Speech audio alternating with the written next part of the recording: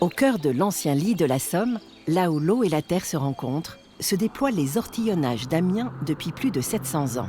Un trésor naturel qui fait la richesse de la région. Nous sommes aux portes d'Amiens, dans le site des ortillonnages, au milieu de son réseau de canaux de plus de 65 km.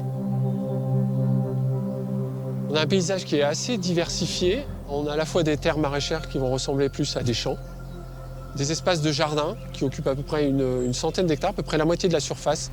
Donc c'est des petites cabanes avec des pelouses. Vous avez aussi quelques jardins potagers. Et le reste, c'est des espaces qui sont boisés avec des saules, des peupliers, et puis quelques surfaces de marais avec des étangs.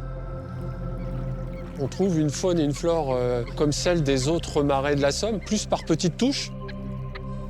Les ortillonnages sont uniques au monde. Vous imaginez, on a un site de 160 hectares, et tout ça au milieu d'une ville de 160 000 habitants. Et ce que nous avons en projet, c'est un livret de l'usager, on l'a appelé comme ça. Et dans ce livret, les usagers trouveront un certain nombre de conseils et de rappels, et notamment un qui est important, qui est de ne pas utiliser de produits chimiques aux abords des eaux. Je suis convaincu que l'avenir des ortillonnages se trouve dans l'équilibre entre les différents usages, le développement du tourisme, toujours les activités de jardinage, l'activité maraîchère qui se relance, et je n'en doute pas, une biodiversité qui saura tirer son épingle du jeu.